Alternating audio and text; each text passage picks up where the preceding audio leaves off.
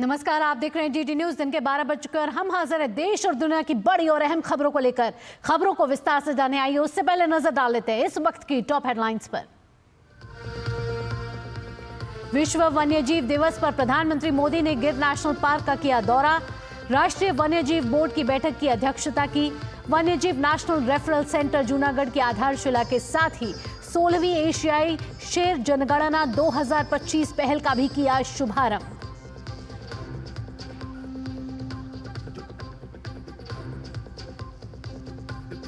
चौबीस से 26 मार्च के बीच पेश होगा दिल्ली का बजट। मुख्यमंत्री रेखा गुप्ता ने ईमेल और व्हाट्सएप नंबर जारी कर मांगे सुझाव। कहा, हमारी सरकार हर एक वादे को पूरा करने के लिए संकल्पबद्ध।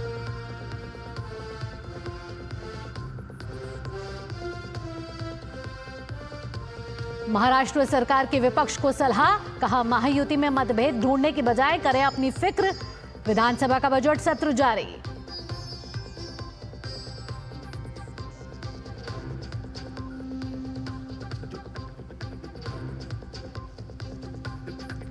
जम्मू कश्मीर, लद्दाख और हिमाचल प्रदेश समेत उत्तर भारत के कई हिस्सों में आज तेज बारिश की संभावना। उत्तराखंड के पर्वतीय इलाकों में बर्फबारी का येलो अलर्ट।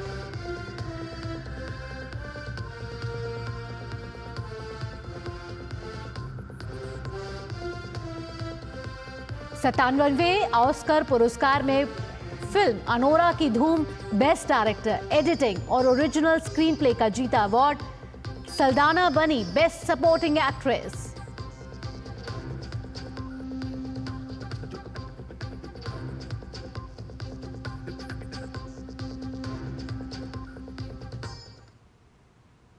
आप खबरें विस्तार से। विश्व वन्यजीव दिवस के अवसर पर प्रधानमंत्री नरेंद्र मोदी गुजरात के सासणगिर पहुंचे। प्रधानमंत्री ने गिर राष्ट्रीय उद्यान का दौरा किया। इसे एशियाई शेरों का घर माना जाता है।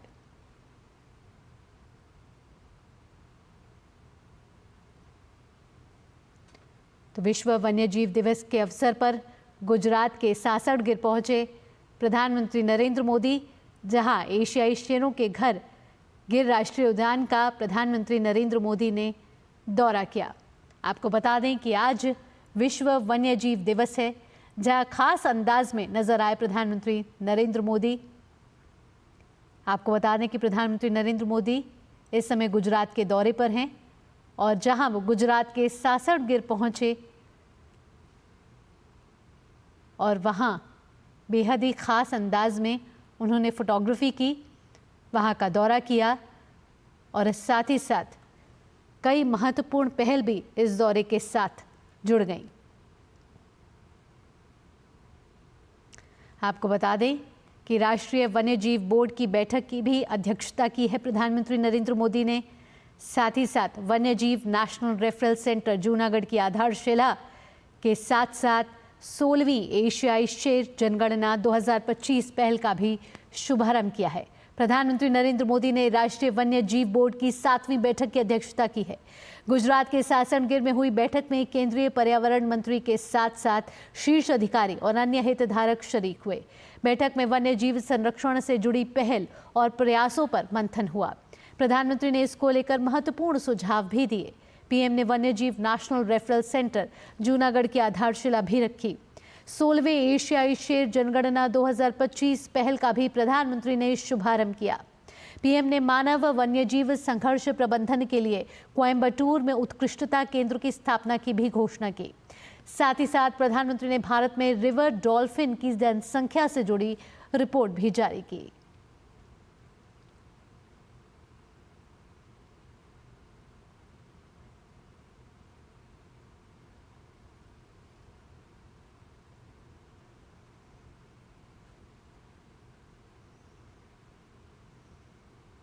आगे बढ़ते हैं। प्रधानमंत्री ने विश्व वन्यजीव दिवस पर पशु प्रेमियों को शुभकामनाएं दी हैं। उन्होंने अपने सोशल मीडिया प्लेटफॉर्म एक्स पर एक वीडियो साझा करते हुए कहा कि आज विश्व वन्यजीव दिवस पर आइए हम अपने ग्रह की अविश्वसनीय जैव विविधता की रक्षा और संरक्षण के लिए अपनी प्रतिबद्धता दोहराएं। प्रत्येक प्रजाति एक महत्वपूर्ण भूमिका निभाती है। आइए आने वाली पीढ़ियों के लिए उनके भविष्य की रक्षा करें। हम वन्य जीवों के संरक्षण और सुरक्षा में भारत के योगदान पर भी गर्व करते हैं।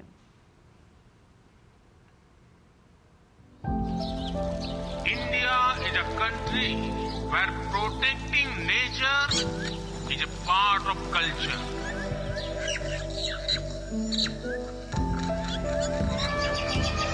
This is why it has many unique achievements in wildlife conservation.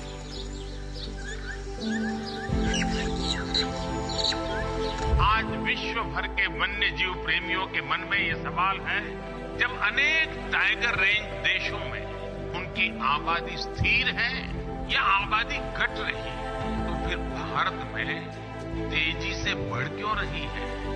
इसका उत्तर है भारत की परंपरा, भारत की संस्कृति और भारत के समाज में बायोडायवर्सिटी को लेकर, पर्यावरण को लेकर जो हमारा स्वाभाविक आग्रह है, और वही सफलता के अंदर छिपा हुआ है। हम इकोलॉजी और इकोनॉमी में कॉन्फ्लिक्ट नहीं मानते, बल्कि दोनों के बीच को एक्जिस्टेंस को महत्व देते हैं। वाइल्ड लाइफ का संरक्षण किसी एक देश का नहीं, बल्कि एक यूनिवर्सल इश्यू है। इसके लिए इंटरनेशनल अलायंस समय की जरूरत है।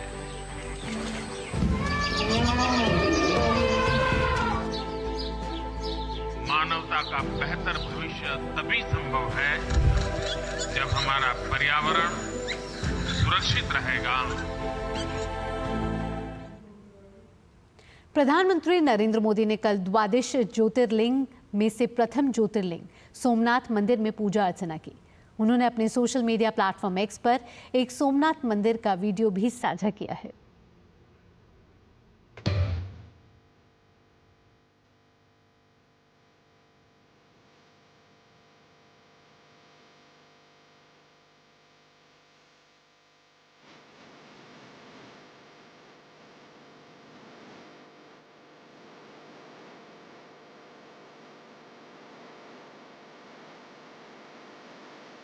ओम भयं विद्यां भयं गदे कुतयो दियंतरिषे भयोदा ऐश्वरे हरिसा संतुजन्मा ज्योतिर्लिंगाय सोमनाथाय भयस्नानं समर्पयामि तदन्ते विष्णाय नमो भगवते ज्योतिर्लिंगाय सोमनाथाय नमः सर्वमंगलवीराजनं समर्पयामि।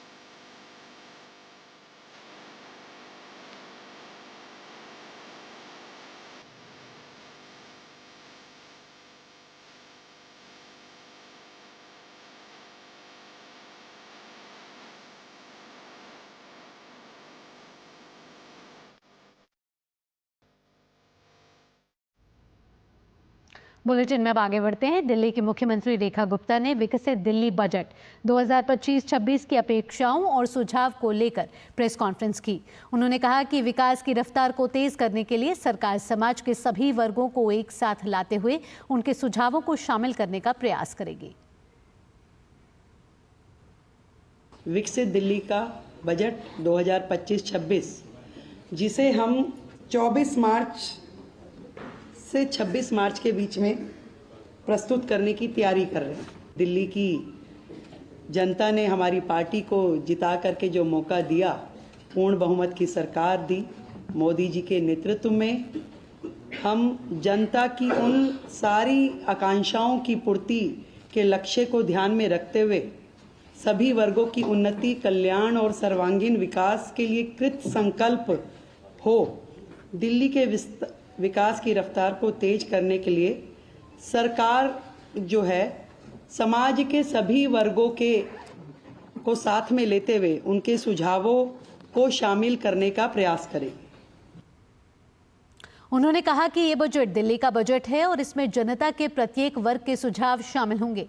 दिल्ली सरकार की ओर से एक वेबसाइट, ईमेल विकसित दिल्ली बजट 25@delhi.gov.in और एक व्हाट्सएप नंबर 9999962025 यानी कि 9999962025 जारी किया गया है, जिसमें लिखित में दिल्ली का कोई भी व्यक्ति अपने सुझाव भेज सकता है।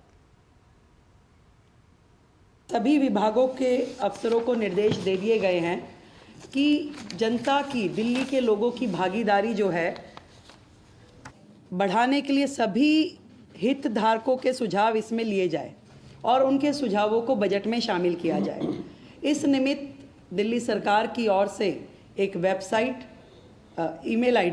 ईमेल आईडी विकसित दिल्ली बजट -25@delhi.gov.in और एक व्हाट्सएप नंबर 9999962025। और आया अब आपको सीधा लिए चलते हैं भारत मंडपम, जहां केंद्रीय गृह एवं सहकारिता मंत्री अमित शाह डेयरी क्षेत्र में सस्टेनेबिलिटी और सर्कुलरिटी, एनडीडीबी श्री मिनेश जी, नाबार्ड के चेयरमैन श्री साजी जी, सचिव पशुपालन मंत्रालय श्रीमती अलका उपाध्याय जी, देश भर से कोऑपरेटिव डेयरी सेक्टर से जुड़े हुए सभी कोऑपरेटिव नेताओं का, आप सभी का मैं मनपूर्वक आज के सेमिनार में स्वागत करता हूं।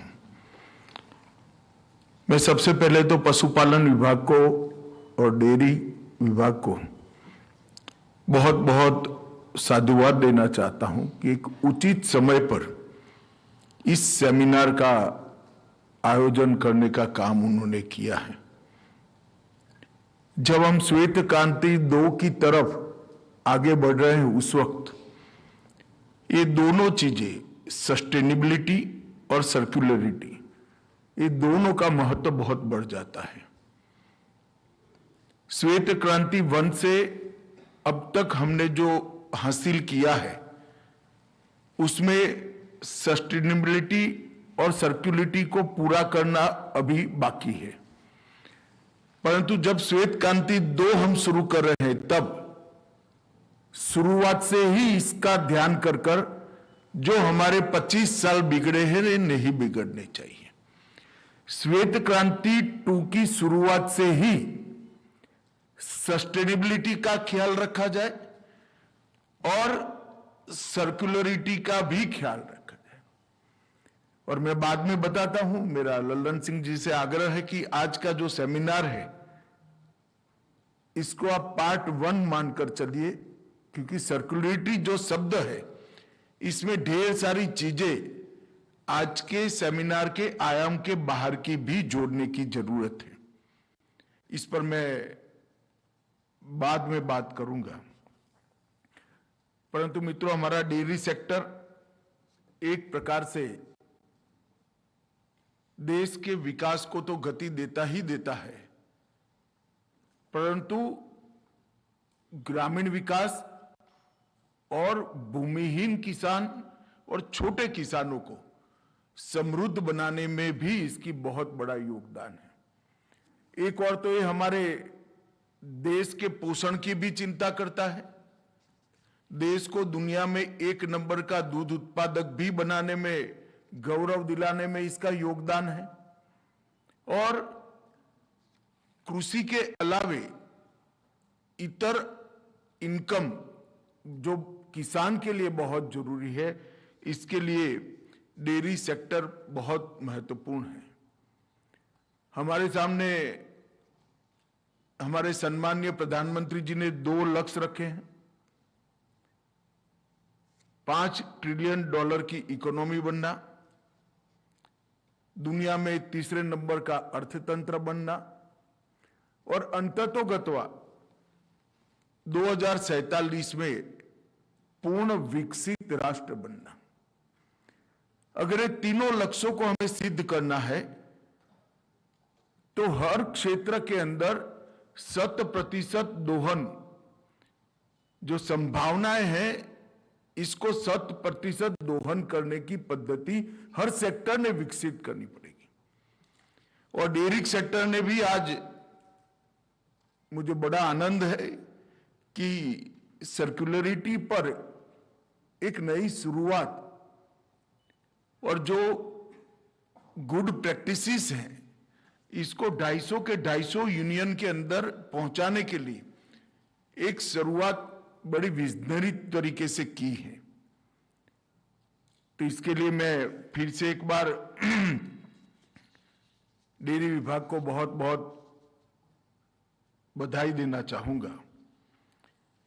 हमारे देश की कृषि प्रणाली एक प्रकार से छोटे किसानों पर आधारित है और गांवों से शहर की ओर जो पलायन है वो छोटे किसानों की समृद्धि के साथ जुड़ा हुआ है।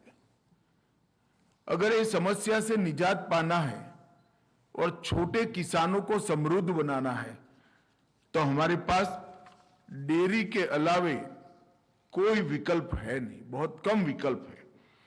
और डेयरी क्षेत्र के सभी संभावनाओं को 100% एक्सप्लोर करने के लिए होलिस्टिक अप्रोच के साथ एक काम करने के लिए इस सेमिनार मैं मानता हूं बहुत उपयोगी सिद्ध होगा। विगत 10 साल के अंदर खेती में खुशहाली देखने की एक अच्छी शुरुआत हुई है। गांव से ग्लोबल तक जाने का हौसला भी बढ़ा है और पद्धतियां भी बनी हैं। समूह से सफलता पाने का विश्वास कोऑपरेटिव के माध्यम से बढ़ता हुआ दिखाई पड़ता है और फार्म से फैक्ट्री तक की पूरी चेन ग्रामीण क्षेत्र में ही हो, इस पर भी अब बल देने का समय आ गया है। सहकार से शक्ति, सहकार से सहयोग और सहकार से समृद्धि, ये तीनों सूत्रों को हम चरितार्थ करने के लिए काफी कुछ आगे बढ़ चुके हैं। और आप सभी जानते हैं सहकारिता का उद्देश्य प्रॉफिट तो है ही, परंतु इसके साथ पीपल फर्स्ट का भी हमारा उद्देश्य है। प्रॉफिट फॉर पीपल, इस सूत्र को सहकारिता के माध्यम से ही हम चरितार्थ कर सकते हैं। आज जहां एक कार्यक्रम की शुरुआत में ही डेयरी क्षेत्र में सर्कुलरिटी पर मार्गदर्शिका का विमोचन हुआ। छोटे बायोगैस, बड़े बायोगैस, कंप्रेस्ड बायोगैस परियोजनाओं की वित्तीय सहायता के लिए एनडीडीबी की जो योजनाएं हैं इसका भी शुभारंभ हुआ और एनडीडीबी और सस्टेन प्लस परियोजना का शुभारंभ भी आज हुआ है। जिस प्रकार से ये क्षेत्र का रिकॉर्ड रहा है, मुझे विश्वास है कि सभी योजनाओं को हम बहुत अच्छे तरीके से लॉजिकल एंड तक ले जाने में सफल होंगे। मित्रों, आज मैं डेयरी क्षेत्र के 100% पॉसिबिलिटी को एक्सप्लोर करने के लिए सर्कुलरिटी का जो कंसेप्ट लेकर हमारे मंत्री जी आए हैं उसमें कुछ चीजें जरूर जोड़ना चाहता हूं और मेरा आग्रह रहेगा कि एनडीडीबी और नाबार्ड इस पर बहुत कम समय के अंदर 6 माह के अंदर भी प्रायोगिक योजनाओं को कोई न कोई जिले में, कोई न कोई प्रदेश में इंट्रोड्यूस करें। मैं अभी जो आपने योजनाएं ली हैं इसके साथ साथ कुछ नई चीजें भी रखने का प्रयास कर रहा हूं। जैविक खाद, इसका 100% दोहन करना है तो जो हमारी जिला कक्षा के दूध संघ है और ग्रामीण डेयरी है, उन्होंने जो किसान कोऑपरेटिव डेयरी के साथ नहीं जुड़े हैं उनके गोबर को भी अपनी नेट में लाने के लिए एक विशेष प्रयास करना पड़ेगा। कई सारे किसान हैं जो प्राइवेट डेयरी में अपना दूध देते हैं, खुद का बिजनेस करते हैं, उनके गोबर का प्रबंधन ये सहकारी क्षेत्र ने करना चाहिए। उनके गोबर की इनके पास कोई व्यवस्था नहीं है। जो किसान सहकारी डेयरी क्षेत्र के नेट के अंदर आ चुके हैं, उनके गोबर के लिए तो आज आप काफी सारी योजनाएं लाए हैं, मगर वही नेटवर्क का उपयोग कर कर गांव की डेयरी क्या, गांव के सभी किसानों का गोबर इकट्ठा कर कर इसके प्रोसेस की व्यवस्था कर सकती है क्या? मैं मानता हूं बहुत ज्यादा परिश्रम के बगैर हम ये कर सकते हैं। इससे हमारी मिनिमम वायबिलिटी के जो प्रॉब्लम है वो भी रिजोल्व होंगे, और जो किसान प्राइवेट सेक्टर के साथ जा रहा है उसको कोऑपरेटिव सेक्टर में आकर्षित करने में भी हमें मदद मिलेगी। गैस उत्पादन के लिए जो प्रयोग हुए हैं अलग अलग क्षेत्र पर, हमें फिल्म में मॉडल देखें, उसको एक साथ 2 साल का लक्ष्य रखकर 250 के 250 जिला दूध उत्पादक संघ में कोई ना कोई मॉडल सफलतापूर्वक करने का समयबद्ध कार्यक्रम करना चाहिए। एक भी जिला ऐसा नहीं होना चाहिए जहां पर जिला दूध उत्पादक संघ हो और वहां पर पूरे जिले के किसानों को समाहित करने वाला गैस उत्पादन का कोई प्रोजेक्ट न लिया गया हो। और मैं मानता हूं एनडीडीबी की ये जिम्मेदारी है, नाबार्ड की ये जिम्मेदारी है। एनडीडीबी व्यवस्था करे, नाबार्ड वित्त पोषण के लिए एक योजना लेकर आए। तीसरा, पशु की खाने पीने की सभी चीजें जितने भी प्रकार की है वो हमारी इस नेट से होनी चाहिए। चाहे पशु का मालिक इसका दूध प्राइवेट डेयरी को बेचता है या कोऑपरेटिव डेयरी को बेचता है। अभी हमारी पूरी नेट बनी भी नहीं है, इसमें कई आयाम जोड़ने हैं। अच्छे बीज से लेकर, मानो गुजरात में अच्छे बीजों के लिए काफी काम हुआ है, देश भर में इसको आगे बढ़ाना चाहिए। देश के कई हिस्सों में अच्छा काम हुआ है, तो ये सारे 250 के 250 जिला संघों ने एक मॉडल को एडॉप्ट करना चाहिए। और इसके साथ जिन पशुओं का दूध कोऑपरेटिव डेयरी के नेट में नहीं आता है, वो पशु के स्वास्थ्य और उसके पोषणक्षम आहार की चिंता भी कोऑपरेटिव मूवमेंट ने करनी चाहिए। भले उसका दूध प्राइवेट सेक्टर में जाता होगा, मगर पशुदान, अच्छे चारे का बीज, ये सारी चिंता हम बहुत अच्छे तरीके से कर सकते हैं। तो इससे कुल मिलाकर दूध की उत्पादकता में तो बढ़ोतरी होगी ही। मुझे पूरा भरोसा है कि वो धीरे धीरे कोऑपरेटिव नेट को भी मजबूत करेगा और इसका हिस्सा बनेगा। गुजरात में हमने बनासकांठा और पंचमहाल में हर ग्रामीण डेयरी में माइक्रो एटीएम का एक प्रयोग किया है। इससे ढेर सारे पशुपालकों को बहुत फायदा हुआ है और लगभग 7,700 करोड़ रुपया कोऑपरेटिव सेक्टर की डिपॉजिट बढ़ी है। ये मॉडल को भी नाबार्ड की जिम्मेदारी है कि ये मॉडल को हर जिला संघ के अंदर हम पहुंचाएं। सारे अकाउंट कोऑपरेटिव सेक्टर में खोलने के लिए भी एक कोऑपरेशन अमॉन्ग्स कोऑपरेटिव, इसको हमने इंट्रोड्यूस किया गुजरात में। और आज गुजरात की सभी कोऑपरेटिव संस्थाओं में से 93% कोऑपरेटिव संस्थाओं के अकाउंट कोऑपरेटिव बैंकों के अंदर खुले हैं। इससे सहकारिता के लिए धन अपने आप उपलब्ध हुआ है और ये कम ब्याज वाली डिपॉजिट है। इससे बैंकों की सदृढ़ता भी बढ़ी है। मैं जानता हूं कई सारे प्रोफेशनल जो कोऑपरेटिव में जुड़े हैं, उनका कोऑपरेटिव सेक्टर की बैंकों के प्रोफेशनलिज्म पर उनके मन में सवालिया निशान है, मगर इससे हम भाग नहीं सकते। ये सुधरेगा, अपने आप सुधरेगा, हम साथ में रहकर सुधारना है। मगर इसके कारण हम कोऑपरेटिव नेट के बाहर जाने का बहाना नहीं ढूंढ सकते हैं। अगर 100% चक्रीय आर्थिक उपार्जन की व्यवस्था करनी है तो कोऑपरेशन अमॉन्ग्स कोऑपरेटिव करने के बाद ही हो सकती है। जब आप यहां पर सर्कुलरिटी पर बात कर रहे हैं, तब मेरा आग्रह होगा कि फैट नापने के मशीन से लेकर डेयरी की सभी प्रोडक्ट के साथ जुड़ी हुई मशीनरी का उत्पादन भारत के अंदर ही होना चाहिए।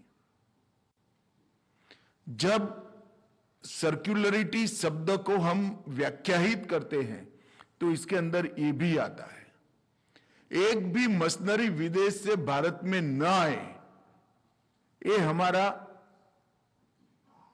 लक्ष्य होना चाहिए।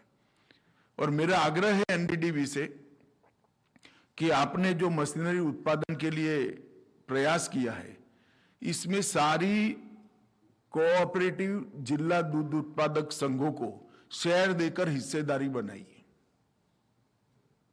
वो प्रॉफिट कोऑपरेटिव सेक्टर में ही जाना चाहिए। मेजर शेयर एनडीडीबी का रहे, परंतु सारे जिला दूध उत्पादक संघों को इसके अंदर शेयर देकर जो आपके कंज्यूमर है, इसकी आर्थिक विकास की चिंता भी करनी चाहिए। और मैं मानता हूं कि ये संस्था भी कोऑपरेटिव होनी चाहिए। तो अच्छी एक कोऑपरेटिव डेयरी क्षेत्र के हर मशीन के उत्पादन के लिए भी बने, और केवल भारत में 100% उपयोग नहीं, विश्व भर के ये मार्केट को दोहन करने के लिए हमारी रणनीति होनी चाहिए। जिस प्रकार का हमारे दूध संघों ने परफॉर्मेंस किया है, पराक्रम किया है, मुझे विश्वास है कि ये हो सकता है। पशु को जब हम सर्कुलरिटी का नाम देते हैं डेयरी क्षेत्र में, तो पशु के चमड़े और हड्डियों तक के उपयोग की सर्कुलरिटी को एक्सप्लोर करना चाहिए। ये भी अनऑर्गेनाइज सेक्टर में नहीं जाना चाहिए। अगर गांव की डेयरी मरे हुए पशुओं को एक छोटी सी कोऑपरेटिव बनाकर चमड़े को प्रोसेस कर सारा चमड़ा अगर जिला डेयरी या राज्य स्तर का दूध उत्पादक संघ बड़े जूते बनाने वाली कंपनियों को बेचता है, तो इसका प्रॉफिट कम से कम 3 गुना कर देंगे और हम किसान को इसका अच्छा मूल्य भी दे पाएंगे। 100% सर्कुलरिटी का कंसेप्ट जब हम कहते हैं, तब इसको भी हमने आगे बढ़ाना पड़ेगा। और डेयरियों में फूड प्रोसेसिंग के यूनिट अपने जिले के एक उत्पाद को फूड प्रोसेसिंग के माध्यम से किसान के लिए वैल्यू एडिशन और डेयरी के मुनाफे में बढ़ोतरी, ये दोनों चीजों के कुछ अच्छे मॉडल एक साथ अभी 240 जिला दूध उत्पादक संघ में करने की जरूरत नहीं है। जैसे गैस में हमने 3 मॉडल बनाए हैं, इसी प्रकार से इसके मॉडल बन सकते हैं। और मैं मानता हूं कि हर क्षेत्रीय राज्यों में से एक एक राज्य को पकड़कर 2-2 जिलों को पकड़कर ये मॉडल बनाने चाहिए। और कार्बन क्रेडिट के जो एक्सपेरिमेंट हुए हैं, बहुत हो गए एक्सपेरिमेंट, अब इसको हमारी पद्धति का हिस्सा ही बनाना चाहिए। जैसे आज भारत में कोई भी कोऑपरेटिव डेयरी हो, उसका फैट वैज्ञानिक तरीके से नापा जाता है, इसी प्रकार से कार्बन क्रेडिट किसान को मिले, इसकी हमने एक बहुत अच्छी वैज्ञानिक व्यवस्था कोऑपरेटिव मॉडल पर बनानी चाहिए। तो मैं चाहूंगा कि आज का जो सेमिनार है, इसको मंत्री जी सेमिनार 1 हिस्सा दे, और ये सारे चीजों को, और इसमें कुछ और जोड़ना है तो जोड़कर सस्टेनेबिलिटी और सर्कुलरिटी पर सेमिनार 2 कर कुछ अच्छे प्रयोग 1-2 साल में हम करें, और जो प्रयोग हो चुके हैं इसको व्यापक स्तर पर, बड़े स्तर पर जमीन पर उतारें, और कुछ अच्छे प्रयोग कर आने वाले 2 साल में हम इसकी इकोनॉमी की नेट को बहुत बड़ा करें, साइज को भी बढ़ाए, स्केल को भी बढ़ाए। ये हम सबकी जिम्मेदारी है। और मैं विश्वास दिलाना चाहता हूं पशुपालन विभाग को कि सहकारिता विभाग पूरी तरह से इसमें आपको न केवल सहायक होगा, सरकार में बाकी सारी जगहों पर भी जो आपको मदद की जरूरत है, इसमें हम जरूर, क्योंकि मैं मानता हूं कि सहकारिता विभाग का ही एक्सटेंशन है और पशुपालन विभाग का एक्सटेंशन कोऑपरेटिव डिपार्टमेंट है। इस कंसेप्ट के साथ ही हमें आगे बढ़ना चाहिए। जैविक उर्वरकों के मार्केटिंग के लिए एक अच्छी व्यवस्था हमारे अमूल जैसे संघों ने इजाज करनी चाहिए। जो अब ये ऑर्गेनिक खाद बनेगा, इसके अच्छे तरीके से मार्केटिंग कैसे हो, ज्यादा से ज्यादा दाम इसके कैसे उपलब्ध बने और उसमें प्रायोरिटी 100% ऑर्गेनिक फार्मिंग करने वाले किसान को कैसे मिले, इस सब चीजों का उपयोग करने का समय आ गया है। मित्रों, जब हम श्वेत क्रांति 2 की ओर आगे बढ़े हैं, लल्लन सिंह ने शुरुआत करा दी है इसकी, तब आप कल्पना करिए कि 23 राज्य स्तरीय संघ है। क्या हम लक्ष्य रख सकते हैं कि एक भी राज्य और एक भी यूटी ऐसा नहीं होगा जहां राज्य स्तरीय संघ नहीं होगा? क्या हम देश के 80% जिलों में, हम अभी 240 दूध संघ हैं, क्या 80% जिलों में दूध संघ को बनाने का लक्ष्य रख सकते हैं क्या? श्वेत क्रांति 2 में 28 विपणन डेयरिया है, इसको क्या हम 3 टाइम कर सकते हैं क्या? और 2.3 लाख 2,30,000 गांवों में 2 लाख सहकारी समितियां फैली है, इसका लक्ष्य आपने तय कर ही लिया है। और इसके साथ साथ हर गांव में किसानों की संख्या में 10% की वृद्धि का लक्ष्य भी हमने तय करना चाहिए। जो कॉमर्शियल अपनी प्रोडक्ट को बेचते हैं, कॉरपोरेट को बेचते हैं, वो कोऑपरेटिव नेट में 10% लाने का भी लक्ष्य करना चाहिए। और मैं मानता हूं एनडीडीबी ने सभी राज्य संघों को साथ में रखकर इसका एक वैज्ञानिक कार्यक्रम भी बनाना चाहिए, इसका मॉनिटरिंग भी करना चाहिए और उसका डैशबोर्ड बनाकर अच्छे तरीके से त्रिस्तरीय कोऑपरेटिव दूध उत्पादन की पूरी व्यवस्था बने, इस दिशा में हमने आगे बढ़ना चाहिए। क्योंकि डेयरी क्षेत्र जो कोऑपरेटिव में है, ये उपभोक्ता को पास से जो पैसा प्रोसेस मिल्क का आता है, इसका 75% से ज्यादा किसानों को वापस देता है। और जो कॉरपोरेट डेयरी क्षेत्र है, इसमें किसानों को 32% मिलता है। तो मैं मानता हूं 32% और 75% का जो अंतर है, ये देश के हर किसान के लिए हमें मिटाने का लक्ष्य पशुपालन और डेयरी विभाग ने रखना चाहिए। और 16 करोड़ टन गोबर जिसकी लल्लन सिंह जी ने बात करी, वो सारा अपने नेट में लाने के लिए प्रयास। दूध आए ना आए, गोबर तो आ ही सकता है, क्योंकि उनके पास गोबर के उपयोग की कोई व्यवस्था नहीं है, कोई इंफ्रास्ट्रक्चर नहीं है। हम हमारे गोबर के उपयोग के लिए गैस प्लांट के प्लान करते वक्त सिर्फ कोऑपरेटिव नेट से जुड़े किसानों के गिनती न करें। सारे दूध उत्पादक किसानों में से 80% की गिनती कर इसकी कैपेसिटी बढ़ाएं। कोऑपरेटिव क्षेत्र के साथ जुड़े हुए किसानों को फर्स्ट रोक में ले लीजिए और उसके बाद जो कोऑपरेटिव नेट में नहीं है, प्राइवेट डेयरी में, इनका गोबर तो कम से कम ले आइए, इसको पशु आहार तो कम से कम पहुंचाइए। और उस दृष्टि से पशु आहार की फैक्ट्रियों की साइज भी बढ़ानी पड़ेगी और गोबर से गैस बनाने के हमारे जो प्लांट है, इसकी क्षमता की भी गिनती हमें करनी पड़ेगी।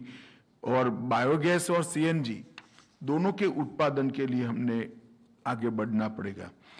जकरियापुर मॉडल, बनास मॉडल और वाराणसी मॉडल, ये मॉडल को जस के तस लागू करने की जगह जिस जिले में हम लागू करना चाहते हैं, वहां की परंपराओं को, वहां की क्षमताओं को और वहां के किसानों की मानसिकता को समझकर जिले के लिए उचित परिवर्तन करने के लिए हर जिले में चिंतन होना चाहिए।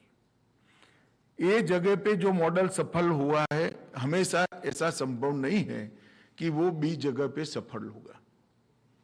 तो इसके लिए मूल चीजों को बदले बगैर जो जिले की प्रकृति है, इसके काम करने की पद्धति है, किसानों की प्रकृति है, इसको ध्यान में रखकर मॉडल में कुछ बदलाव भी करना पड़ेगा। मित्रों, मीथेन और CO2 के उत्सर्जन में कमी बहुत होगी मुझे मालूम है, मगर इसके 100% कार्बन क्रेडिट हमारे किसान के बैंक अकाउंट में जानी चाहिए। सर्कुलरिटी का मतलब यही है। सर्कुलरिटी का मतलब सिर्फ गैस का उत्पादन नहीं है, गोबर का उपयोग नहीं है, खाद का उत्पादन नहीं है। जैसा मैंने कहा, चमड़े और हड्डी तक इस काम में जितनी भी संभावना है सभी को एक्सप्लोर करना, इसको ही हम सर्कुलरिटी का नाम देना चाहिए। और जब हम और 50,000 नई मल्टी डायमेंशनल पैक्स बनाने जा रहे हैं, डेरिया बनाने जा रहे हैं, तो इस सब में ये चीजें पहले से ही इनबिल्ट कर आगे बढ़ना चाहिए। पहले से ही इसके संविधान के अंदर, इसके कल्चर के अंदर और किसानों की मानसिकता के अंदर ये सारी चीजें 100% दोहन, 100% दोहन का हमने रखना चाहिए, ऐसा मेरा मानना है। और एक प्रकार से महिलाओं की रोजगारी के लिए भी कोऑपरेटिव डेयरी सेक्टर बहुत बड़ा काम करता है। 64% बहनें इस सेक्टर को टोटल निकालें तो कंट्रीब्यूट करती है। इसमें कोऑपरेटिव सेक्टर में 72% महिलाएं काम कर रही हैं। तो ये तो अब सिद्ध हो गया है कि कोऑपरेटिव डेयरी के माध्यम से जो हम काम करते हैं, इसमें माताओं की रोजगारी के लिए, बहनों की रोजगारी के लिए, इनके एम्पावरमेंट के लिए बहुत अच्छा काम होता है। और रासायनिक उर्वरकों पर निर्भरता, ये भी हमारा एक देश को आगे ले जाने का बड़ा लक्ष्य है, ये भी इससे सिद्ध हो सकता है। मोदी जी ने कहा है कि कचरे को कंचन में बदलना ही आत्मनिर्भर भारत के प्रति बहुत बड़ा कदम है, उस दिशा में बहुत बड़ा कदम है। तो कचरे को कंचन में बदलने का, समृद्धि में बदलने का डेयरी सेक्टर से भी ज्यादा और कोई डेयरी सेक्टर काम नहीं कर सकता।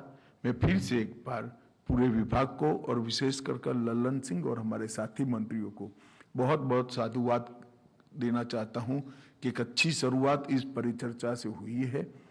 मुझे तो पूरा भरोसा है कि जिस प्रकार से लल्लन सिंह और हमारे 2 MOS के नेतृत्व में पशुपालन विभाग चल रहा है, डेयरी विभाग चल रहा है, हमें सभी संभावनाओं का 100% दोहन करेंगे। आप सभी को अनंत अनंत शुभकामनाएं। धन्यवाद।